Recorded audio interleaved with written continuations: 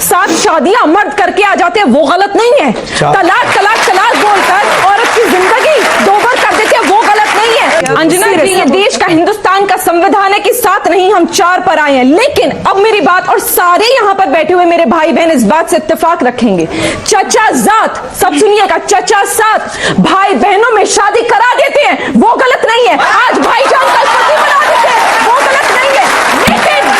लेकिन हिजाब में एक लट दिख जाती है, बालों की एक लट दिख जाती है, वो गलत है। उस बच्चे की कमर नंगी कर देते हैं, वो इस्लाम में गलत नहीं है। उसे जान से मार देते हैं, वो इस्लाम में गलत नहीं है। पर हिजाब नहीं पहनेंगे, वो गलत है। बहन ने सवाल पूछा है कि इस्लाम में नज़दीक के रिश्तेदार, फर्स्ट कज़न को शादी करने की इजाज़त क्यों है।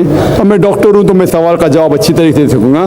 जो बहन का सवाल है कि आप इस्लाम में फर्स्ट कज़न, चचाजाद भाई या बहन से शादी करने की इजाज़त है, ये क्यों है। कुरान में जिस से मुमानियत है, जो आपके लिए शादी में हराम है, उसका जिक्र कहा गया सूरह निसा में, सूरह नंबर 4 आयत नंबर 22, 23 और 24 में।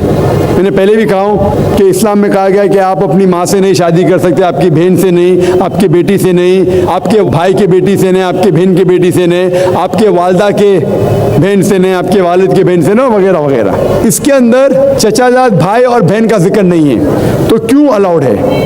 इसे कहते हैं कॉन्सैंग्यूनियस मैरिजेस, अंग्रेजी में कहते हैं कॉन्सैंग्यूनियस मैरिजेस।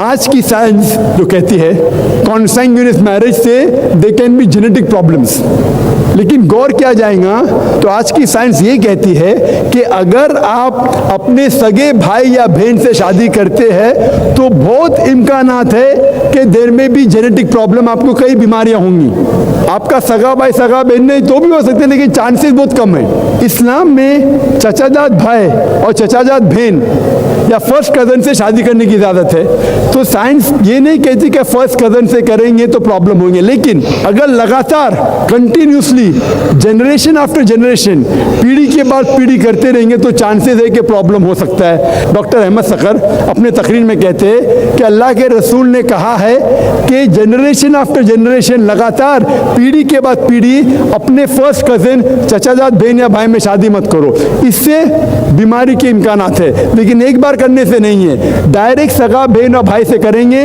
तो बीमारी होंगी, आमतौर पे नहीं होंगी। भाई साहब ने पूछा है कि एक पुरुष, एक आदमी एक ही औरत से शादी करता है, लेकिन कुरान में लिखा है कि एक से ज़्यादा से कर सकते हैं, तो इसकी वजह क्या है।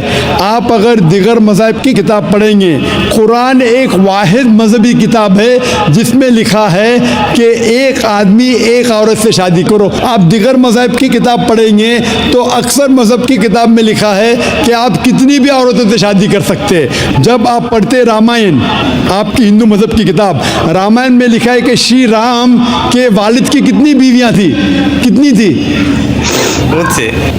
दशरथ की कितनी बीवियां थी, लेकिन वो ठीक नहीं है ना, उनके थे।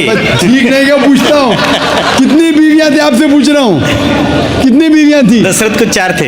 कितनी थी। 4 थी। आप 4 कहते, चलो मान लिया मैं, 3 बीवियां थी। वो उसमें रामायण में ये नहीं लिखा है कि श्री राम के वालिद ने गुनाह किया, लिखा है नहीं लिखा है। आप जब महाभारत पढ़ेंगे, श्री कृष्ण की कितनी बीवियां थी, कितनी थी। लेकिन ये ठीक नहीं है ऐसा मेरा बोलने श्री कृष्ण ठीक नहीं किए, कैसे आदमी है। श्री कृष्ण को गलत बोल रहे आप, संभालो भाई, हिंदू लोग आपको मारेंगे। श्री कृष्ण गलत कर सकते, श्री कृष्ण गलत कर सकते क्या नहीं आपके मुताबिक। श्री कृष्ण गलत कर सकते क्या नहीं। हम तो श्री कृष्ण को तो गॉड मानते हैं। गॉड मानते हैं, बिल्कुल सही। तो गॉड गलत कर सकता है क्या नहीं, गॉड गलत कर सकता है क्या नहीं। अच्छा, आपके श्री कृष्ण की कितनी बीवियां थी। बहुत से। कितनी, बहुत से मतलब कितनी। 16,000 कहे। 16,000 ने 16,108 थे। एग्जैक्ट बोलिए। आप जब महाभारत पढ़ेंगे उसमें लिखा है कि श्री कृष्ण की 16,108 बीवियां थी, तो श्री कृष्ण के 16,108 रहती है, तो मुसलमान की 4 क्यों नहीं रह सकती है। आप जब बाइबल पढ़ेंगे, बाइबल में लिखा है कि सुलेमान अलैहिस्सलाम की 700 बीवियां थी। बाइबल पढ़ेंगे, बाइबल के मुताबिक इब्राहिम अलैहिस्सलाम की 3 बीवियां थी। जो आप दिगर मज़हब की किताब पढ़ेंगे, हिंदू मज़हब, यहूद मज़हब, ईसाई मज़हब में आप कितनी भी बीवियां रख सकते। लेकिन इस्लाम में, कुरान में लिखा है सूरह निसा में सूरह नंबर 4 आयत नंबर 3 में क्या marry women if a choice in 2, 3 or 4 but if you can't do justice marry only one. आप अपनी मनपसंद औरतों से शादी कर सकते 2, 3 या 4, लेकिन अगर आप इनके दरमियान अदल नहीं कर सकते तो सिर्फ एक से शादी करो। तो ये जुमला सिर्फ एक से शादी करना, ये सिर्फ कुरान में लिखा है। हिंदू मज़हब के हिसाब से, ईसाई मज़हब के हिसाब से, यहूद मज़हब के हिसाब से आप कितनी भी शादी कर सकते, 5, 10 हज़ार, 16 हज़ार, कोई ममानियत नहीं। कुरान में आप ज़्यादा से ज़्यादा कर सकते 4, लेकिन अगर बीवियों के दरमियान अदल नहीं कर सकते तो सिर्फ एक। तो ये आज सिर्फ कुरान में। अभी देखेंगे क्यों इस्लाम में एक मर्द को एक से ज़्यादा बीवी करने की इजाज़त है। आम तौर पे लड़की और लड़का, male and female are born in equal proportion. हाँ, लेकिन आप कोई भी डॉक्टर से पूछिए, जो बच्चों का डॉक्टर है, पीडियाट्रिशियन, वो कहेगा कि the female child is the stronger sex. जो फीमेल लड़की है, जो बच्ची है, वो लड़के से ज़्यादा ताकतवर है मेडिकली। ताकतवर मतलब मेडिकल जर्म्स को फाइट करने के लिए, बीमारियों के खिलाफ लड़ने के लिए। A female child can fight the germs and disease is much better. So pediatric age itself में ही लड़के की मौत लड़की से ज़्यादा है। जब जिंदगी आगे बढ़ती है, हम देखते हैं कि कई लोग मर रहे हैं एक्सीडेंट में, शराब की वजह से, ड्रग की वजह से, because of accident, because of war. अक्सर मर्द लोग ज़्यादा मर रहे हैं औरत से। आज की तहकीक ये कहती है कि दुनिया में औरत मर्द से ज़्यादा है। सिर्फ न्यूयॉर्क के अंदर 10 लाख से ज़्यादा औरतें मर्द से ज़्यादा है। सिर्फ यूएसए में 7.8 million females, 78 lakh females are more than mails.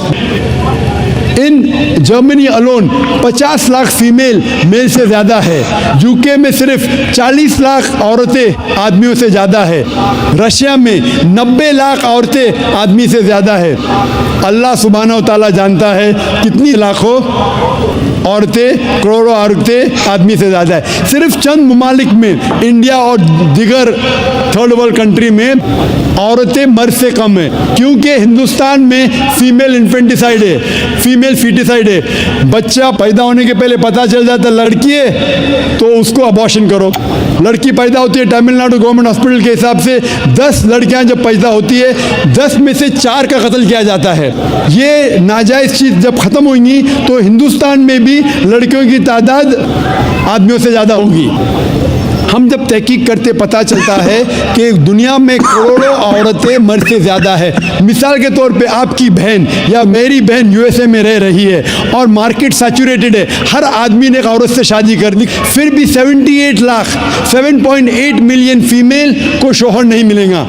हो सकता है कि आपकी बहन या मेरी बहन उन 7.8 मिलियन फीमेल में से जिनको शोहर नहीं मिला, उनके लिए सिर्फ 2 रास्ते हैं।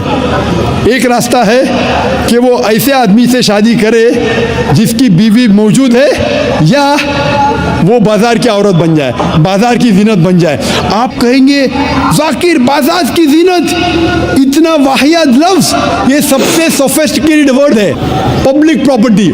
इससे अच्छा वर्ड मैं इस्तेमाल ही नहीं कर सकता हूँ। और कोई भी मॉडेस्ट लड़की, औरत ये कहेंगी कि जब दोनों के बीच में चॉइस है, मैं पसंद करूँगी एक आदमी की बीवी बनूँ जिसकी बीवी मौजूद है, बनिस्बत बाजार की जीनत बनूँ।